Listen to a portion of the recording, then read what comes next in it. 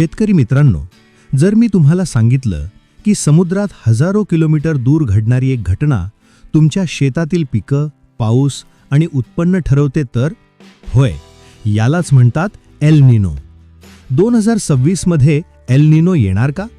पावसाळ्यावर परिणाम होणार का? शेतीत काय बदल करायला हवेत? आजच्या या व्हिडिओमध्ये आपण A to Z माहिती घेणार आहोत. एल निनो म्हणजे काय?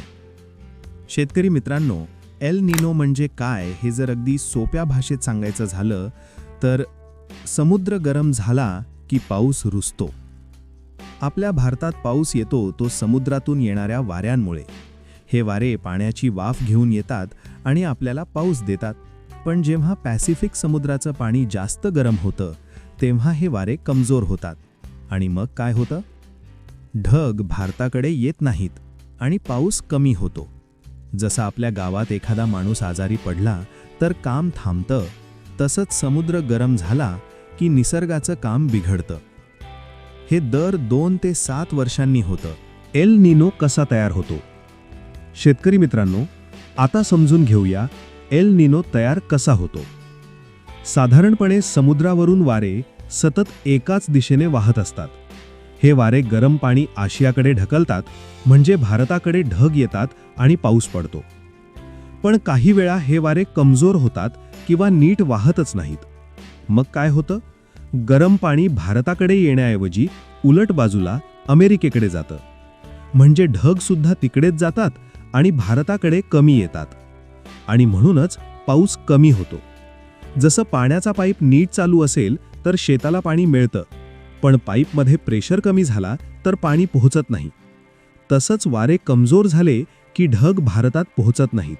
एल निनो वर्सेस ला निना. शेतकरी मित्रांनो, आता एक महत्त्वाचा प्रश्न. एल निनो आणि ला निना यात फरक काय आहे? एल निनो म्हणजे पाऊस कमी करणारा, ला निना म्हणजे पाऊस वाढवणारी. एल निनो समुद्र जास्त गरम होतो, वारे कमजोर होतात, ढग भारतात कमी येतात, म्हणजे पाऊस कमी होतो. ला निना समुद्र थंड होतो, वारे जोरात वाहतात, ढग भारतात जास्त येतात, म्हणजे पाऊस जास्त होतो. 2023-24 मध्ये एल निनोमुळे कमी पाऊस पडला होता. भारतावर एल निनोचा परिणाम.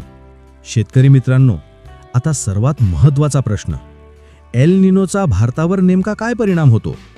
तर एल निनो आला की भारतात पाऊस कमी होतो. एल निनोमुळे ढग भारतात कमी येतात, म्हणून पावसाचं प्रमाण कमी होतं. कधीकधी पाऊस उशिरा सुरू होतो आणि मध्येच थांबतो. 2. उष्णता वाढते. पाऊस कमी झाला की उन्हं जास्त जाणवतात. 3. पाणी टंचाई वाढते. पाऊस कमी म्हणजे विहिरी, तलाव, नद्या भरत नाहीत. 4. शेतीसाठी पाणी कमी पडतं. 5. शेतीवर थेट परिणाम. पाणी कमी म्हणजे पिकांना ताण येतो. पेरणी उशिरा होते, उत्पादन कमी होतं, खर्च वाढतो. 6. दुष्काळाची शक्यता. जर एल निनो जास्त स्ट्रॉंग असेल तर दुष्काळ सुद्धा येऊ शकतो. पावसाळ्यावर परिणाम. शेतकरी मित्रांनो, आता समजून घेऊया एल निनोचा पावसाळ्यावर नेमका काय परिणाम होतो. एल निनो आला की पाऊस नीट पडत नाही. 1. पाऊस उशिरा सुरू होतो. साधारणपणे जूनमध्ये पावसाळा सुरू होतो, पण एल निनो असेल तर पाऊस उशिरा सुरू होऊ शकतो. 2. मध्येच खंड पडतो, ब्रेक. पाऊस सुरू झाला तरी मध्येच काही दिवस किंवा आठवडे थांबतो. यामुळे पिकांना मोठा ताण येतो. 3. पाऊस अनइवन पडतो. काही भागात अजिबात पाऊस नाही आणि काही ठिकाणी अचानक जोरदार पाऊस, म्हणजे पावसाचं बॅलन्स बिघडतं. 4. एकूण पाऊस कमी होतो. पूर्ण पावसाळ्यात पडणारा पाऊस कमी होतो. याचा थेट परिणाम शेतीवर होतो. शेतीवर परिणाम. आता पाहूया एल निनोचा आपल्या शेतीवर नेमका काय परिणाम होतो. एल निनो आला की पिकांना पाणी कमी मिळतं आणि उत्पादन घटतं. 1. पेरणी उशिरा होते. पाऊस उशिरा सुरू झाला की पेरणी सुद्धा उशिरा करावी लागते. यामुळे पिकाचा पूर्ण सायकल बिघडतो. 2. पाण्याची कमतरता. पाऊस कमी म्हणजे शेतात ओलावा कमी, पिकांना पुरेसं पाणी मिळत नाही. 3. पिकांना ताण. म्हणजे स्ट्रेस. पाणी कमी आणि उन्ह जास्त म्हणजे पिकं कमकुवत होतात, वाढ नीट होत नाही. 4. कीड आणि रोग वाढतात. कमजोर पिकांवर कीड पटकन येते म्हणजे खर्च वाढतो. 5. उत्पादन कमी होतं. शेवटी सर्वात मोठा परिणाम, उत्पन्न कमी मिळतं. Crop wise impact. एल निनोमुळे कोणत्या पिकावर काय परिणाम होतो? एल निनोमुळे कोणत्या पिकावर काय परिणाम होतो? 1. सोयाबीन. सोयाबीनला सुरुवातीला चांगला पाऊस लागतो. पाऊस उशिरा आला तर उगवण नीट होत नाही. मध्ये पाऊस थांबला तर फुलं गळतात म्हणजे उत्पादन कमी. 2. कापूस. कापूस पिकाला सुरुवातीला कमी आणि नंतर नियमित पाऊस लागतो.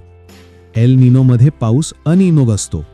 यामुळे उगवण नीट होत नाही, वाढ कमी होते, बोंड कमी लागतात, कीड वाढते.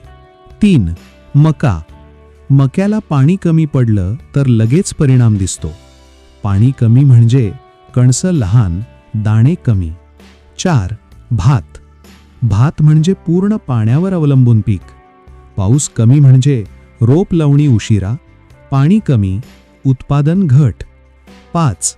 मिरची. मिरचीला जास्त उष्णता सहन होत नाही. एल निनोमध्ये उन्ह जास्त असल्यामुळे फुलं गळतात, फळं कमी लागतात. शेतकऱ्यांनी काय करावे?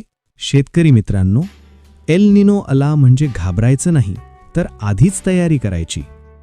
पाऊस कमी पडणार असेल तर पाण्याचं आणि पिकांचं प्लॅनिंग आधी करा. कमी कालावधीची पिके निवडा. जास्त दिवस लागणारी पिके टाळा. लवकर तयार होणारे कपाशीचे वाण निवडा. लवकर तयार होणारी पिके घ्या, उदाहरणार्थ मूग, उडीद. पाण्याची बचत करा. जितकं पाणी आहे ते जपून वापरा. ड्रिप इरिगेशन वापरा. सकाळ संध्याकाळ पाणी द्या. मल्चिंग करा. मातीवर काडी कचरा टाका. यामुळे पाणी टिकून राहतं, माती थंड राहते. मिश्र पीक पद्धती, इंटरक्रॉपिंग. एकाच पिकावर अवलंबून राहू नका. 2-3 पिकं एकत्र घ्या. रिस्क कमी होतो. बियाण्याची योग्य निवड. सुक्या परिस्थितीत टिकणारी बियाणं वापरा. ड्राऊट रेझिस्टंट व्हरायटीज घ्या. पिकांची काळजी वाढवा. कमजोर पिकांवर कीड जास्त येते, त्यामुळे वेळेवर औषध फवारणी करा. शेतकरी मित्रांनो, आता सर्वात महत्त्वाचा प्रश्न, सध्या एल निनोची परिस्थिती काय आहे? आता सध्या एल निनो नाही, पण पुढे येण्याची शक्यता वाढतीये. सध्या काय चालू आहे? आता सध्या समुद्राची स्थिती नॉर्मल आहे, म्हणजे ना एल निनो ना ला निना. याला एन्सो न्यूट्रल म्हणतात. काय बदल चालू आहे? आधी ला निना होती, पण आता ती हळूहळू कमी होत आहे आणि परिस्थिती बदलतीये. पुढे काय होऊ शकतं? आता पुढील काही महिन्यांत एल निनो तयार होण्याची शक्यता वाढतीये. जून-ऑगस्टमध्ये सुरू होऊ शकतो. 60% पर्यंत चान्स आहे. भारतासाठी याचा अर्थ काय? जर एल निनो तयार झाला तर पाऊस कमी होऊ शकतो, पावसाळा कमजोर होऊ शकतो, उष्णता वाढू शकते. फायनल क्लॅरिटी कधी येईल? सर्वात महत्त्वाचं, आता एप्रिल-मे नंतरच क्लिअर पिक्चर मिळेल. भविष्यातील इशारा. सायंटिस्ट्स म्हणतात क्लायमेट चेंजमुळे एल निनो स्ट्रॉंग होत आहे. फ्युचरमध्ये अधिक दुष्काळ, अधिक हीट वेव्हज येऊ शकतात. ग्लोबल टेम्परेचर वाढू शकतो. शेतकरी मित्रांनो, एल निनो म्हणजे धोका आणि संधी. योग्य प्लॅनिंग केलं तर नुकसान टाळता येतं. व्हिडिओ आवडला असेल तर लाईक करा, शेअर करा आपल्या शेतकरी मित्रांसोबत आणि फार्म टेक राहुल या चॅनलला सबस्क्राईब करा.